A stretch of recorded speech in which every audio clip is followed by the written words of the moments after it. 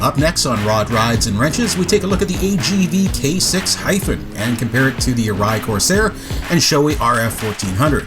I'll also be sharing some gear tips when it comes to buying a new helmet, as well as a set of riding gloves. And then we'll get down to some road time with both the AGV helmet and some new Revit gloves.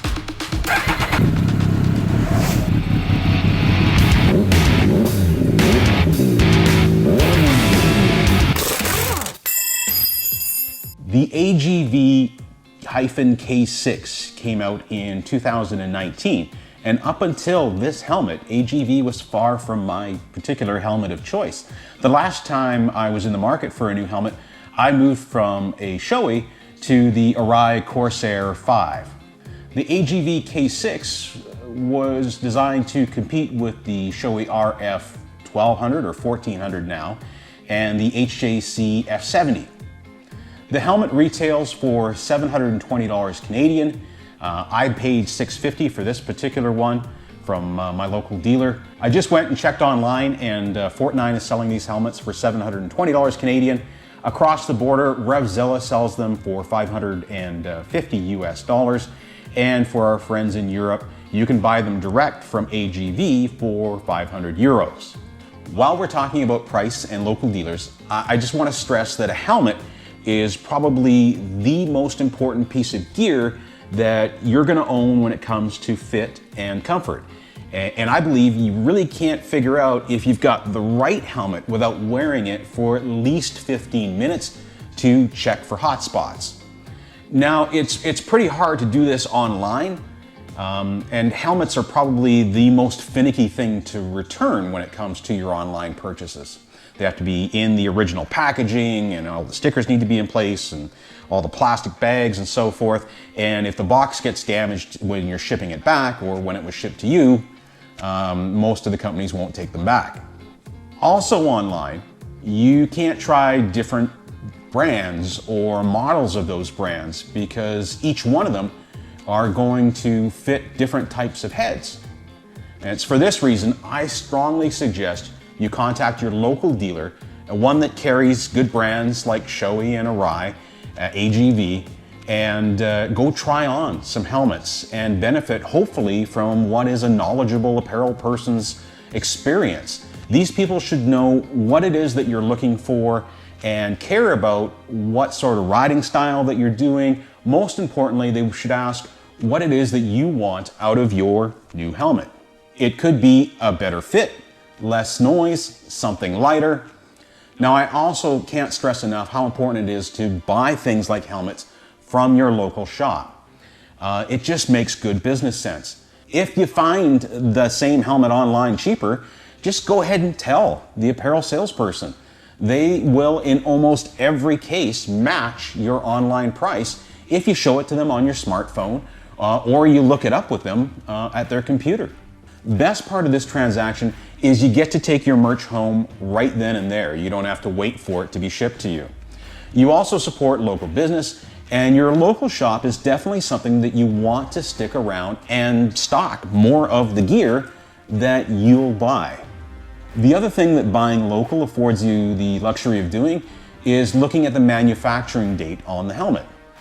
You want to buy a helmet made hopefully in the same year that you're purchasing it. Helmet manufacturers have a self-imposed expiration date, and that date is 5 years from the date of manufacture. So if you're buying a helmet that's been on the shelf for a few years, it certainly isn't unreasonable for you to ask for a discount. Now, up here is an example of what I think is reasonable based on the age of the helmet that you're considering. Okay, back to the AGV K6 and why I went in this direction. Firstly, I would have certainly bought another Arai or even the Shoei RF based on all the good things people are saying about them if the apparel salesperson had not made me try on the AGV Corsair R first. Now, it's not a pista GP, but you really have to look hard to find a $2,000 plus helmet in most motorcycle shops. The lightweight and field of view of the Corsair R is excellent, and luckily the field of view was big enough that the apparel salesperson had enough room to recognize my pupils dilate after the $1,100 plus price tag came up. So then he comes back with the K6 Hyphen.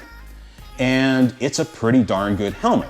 It was certainly better than the comparable helmets, including the Shoei and the Arai that I was looking at. And my goal for this helmet was to get it up and off of my shoulders while tucked. With a relatively short neck, a lower, flatter helmet like the Arai, although much better for wind noise, hits my back pad when I get down into a tuck, and then it pushes the helmet forward over my eyebrows, reducing visibility. So let's talk about helmet fitment for just a minute. Now, I mentioned earlier that not all helmet models, let alone manufacturers, fit different shaped heads. There are as many noggin shapes out there as there are people. But for this video, I'm just going to try to generalize on two key differences.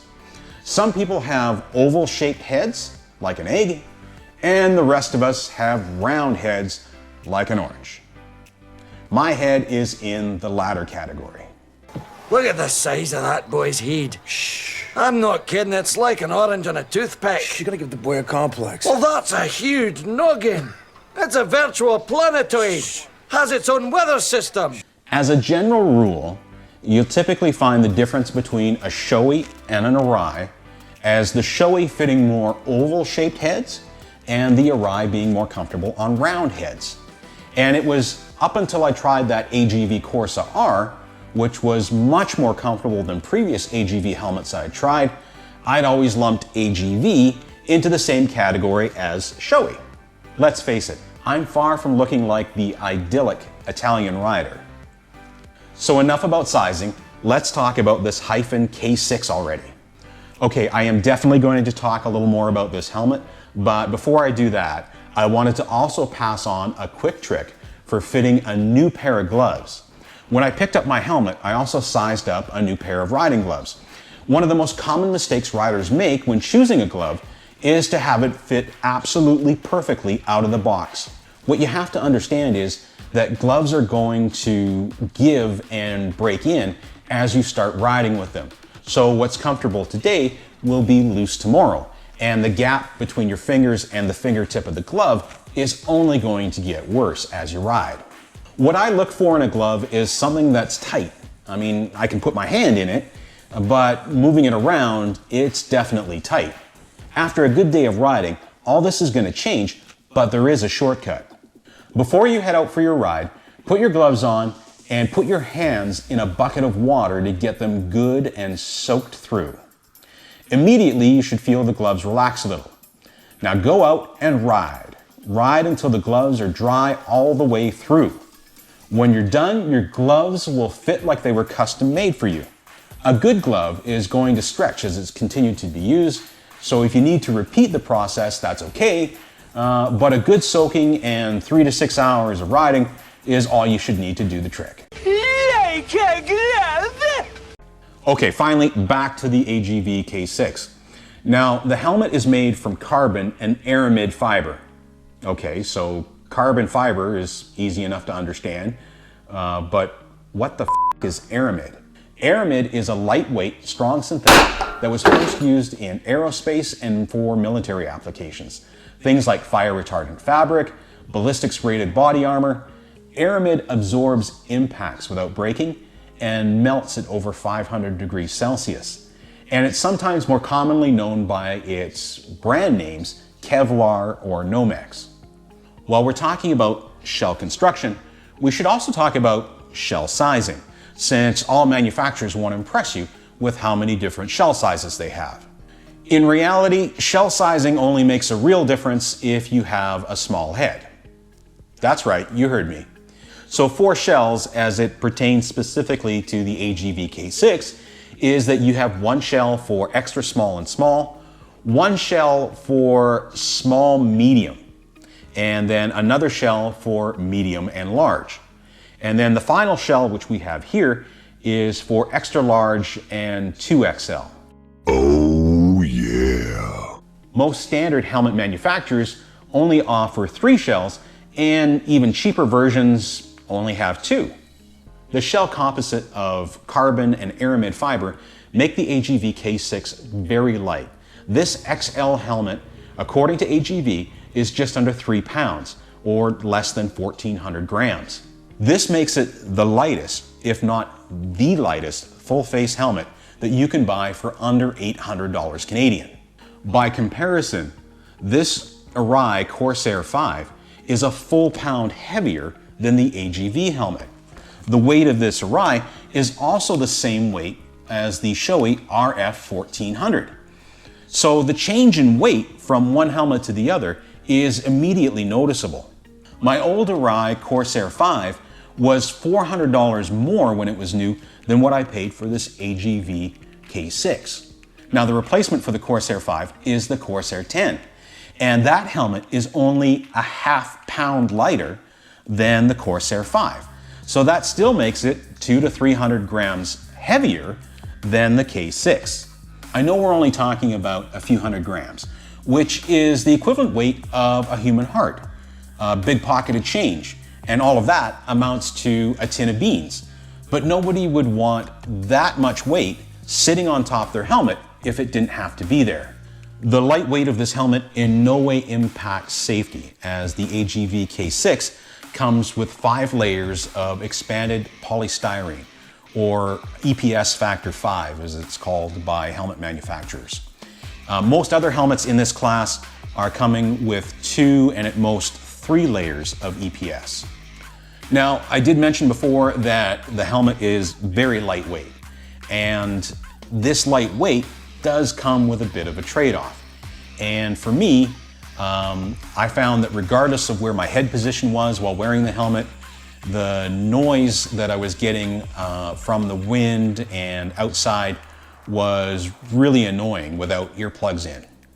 I only made it, in fact, a few miles the first time I had this helmet on before I called an end to that part of the evaluation and went ahead and put my earplugs in. Now, I've heard that compared to the Shoei RF1400, the AGV K6 is slightly quieter, but wind noise is subjective, and there are certainly a lot of variables to take into consideration when you're trying to figure that out. Most importantly, the 6 inches between your ears. Now, I mentioned safety earlier, and the AGV K6 is both DOT and ECE 2205 approved. Now, we're not going to talk a whole lot about DOT because you can pretty much put an old football helmet on your head, and that's DOT approved. Oh, I've got a helmet. I got a beauty. If you wanna be a bird.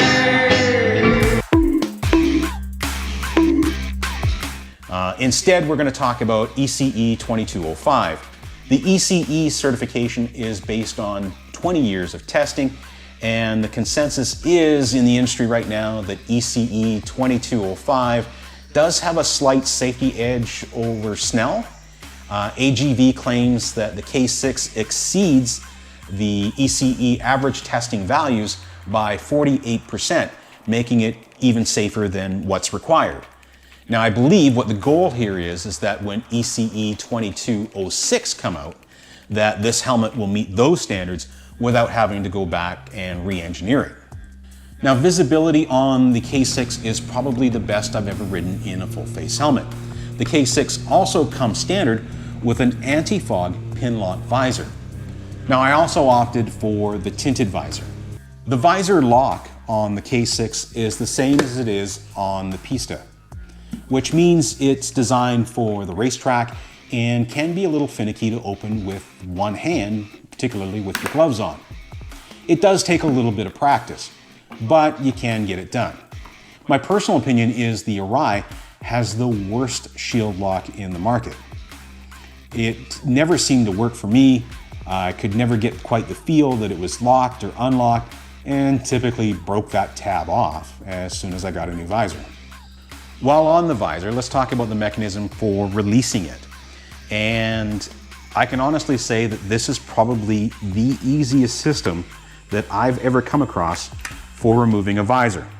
You just simply pull down this little tab on the visor and off it comes.